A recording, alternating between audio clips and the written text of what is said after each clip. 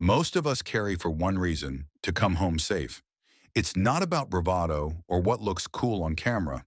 It's about a small tool you can reach for without thinking, a piece of gear that disappears under your shirt and becomes part of your rhythm. In 2025, the concealed carry market keeps getting smarter. Manufacturers figured out how to make pistols smaller, more shootable, and ready for optics without charging a fortune. The hard part is choosing one that fits your hand, your wardrobe, and your headspace. So today we're walking through the 10 best concealed carry pistols you need to consider in 2025. The ones that put reliability first and make life easier for the person who carries every day. At number 10, we have the Taurus GX4. Think of it as the little gun that gives you more than you expect. It's tiny enough to tuck into deep concealment, but it still manages usable capacity and a grip that lets you control recoil better than most subcompacts. You don't buy a GX4 for parade lines or show gun points. You buy it because it disappears on your body and gives you confidence when you step out the door.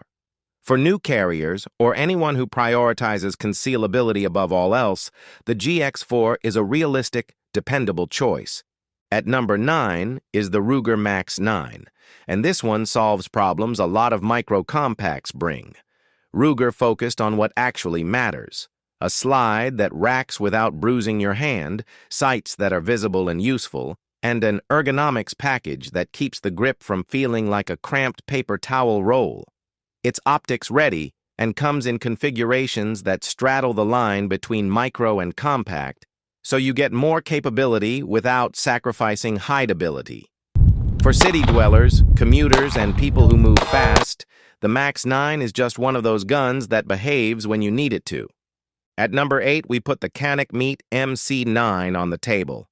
Canik's Meat line earned attention because the company refused to treat budget and performance as opposites. The MC9 shoots larger than it looks, it has a surprisingly refined trigger, and it's optics ready, so upgrading to a micro red dot is a clean swap, not a project. What really sells the Meat is the way it channels recoil and returns to target, which matters when you're making a quick first shot and then need to follow up. If you want a micro that actually performs like a grown-up gun, the MC9 is worth a serious look. At number 7, the Taurus G3C deserves its place because it blends real-world comfort with affordability. It's a compact that doesn't shy from capacity or control. The G3C gives you solid purchase on the grip, an intuitive sight picture, and a trigger pull that's learned faster than many of its peers. A lot of people get stuck on brand names or glossy presentation, but the G3C sells through competence. If you want a carry gun that won't demand a second mortgage and that you can trust for everyday work, this is the pragmatic pick. At number 6, we put the Walther PDPF series in the fight because Walther doubled down on something few companies prioritize, as well as they do: ergonomics. The PDP feels like it was carved into the hand. It's designed around natural point of aim, not marketing angles, and the F-Series is configured to be as red dot friendly as it is instinctive.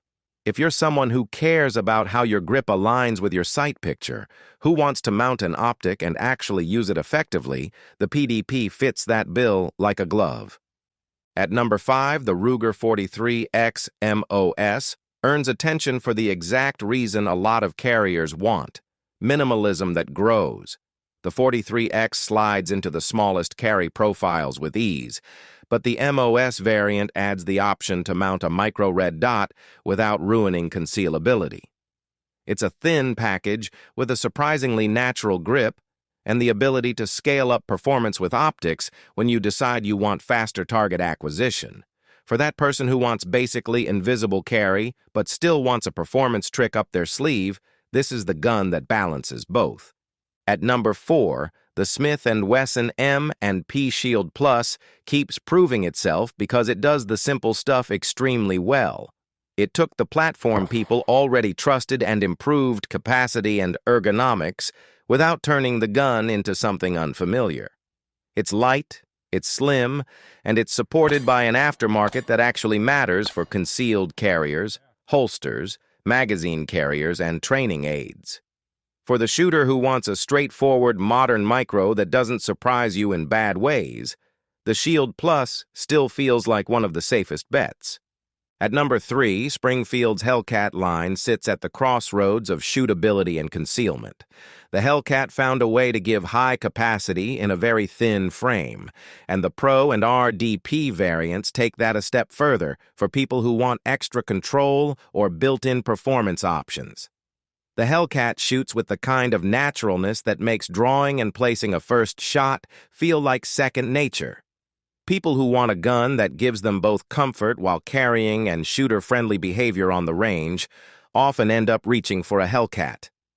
At number 2, we put the Canik Meat MC9 Prime and similar Prime variants back into the spotlight because they prove a point: upgrades matter.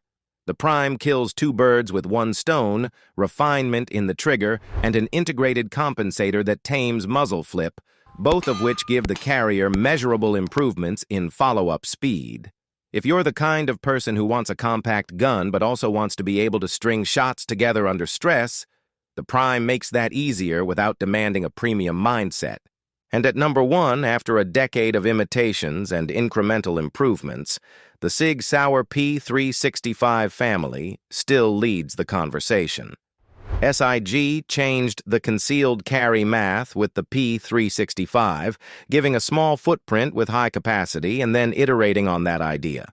From the original P365 to the XL and XM ACRO variants to optics-ready and threaded options, the P365 family proved that you don't have to choose between concealability and firepower.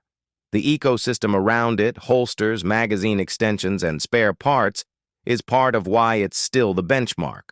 For someone who wants a proven platform with options to tune for the way they live, the P365 is the one people keep coming back to. All that said, owning one of these pistols is the start of a journey, not the destination. Carrying is a lifestyle. What matters more than the brand stamped on the slide is how you carry it, how you train with it, and how you maintain it. A tiny pistol carried poorly is worse than a slightly larger gun carried well. Choose a holster that covers the trigger, practice your draw until it becomes muscle memory, and put real rounds on target at speed until your hands and eyes do the work together. When you go shopping, don't buy the story, buy the fit. Try these pistols in person if you can. Rent them at the range. Feel how the slide moves, see if the sights line up where your hands want them to be, and check how spare magazines sit in your pocket or pouch. If you plan to add a red dot, pick a model that makes that swap straightforward, not expensive. And spend money where it actually helps you on a good holster, a belt that holds the weight, and ammunition you trust. So which of these 10 fits you best? Are you the invisible all-day type who leans to a GX4 or Max 9? Or does the P365's flexibility and capacity call to you? Drop your pick in the comments and tell us why. If this helped you narrow the field, hit like, subscribe, and ring the bell, because we're diving into deep reviews of many of these models over the next few weeks, including holster tests, optics pairings, and training routines that actually move the needle. Stay safe out there, carry responsibly, and remember, the best concealed carry setup is the one you practice with until muscle memory makes it a non-thought every single time you step outside.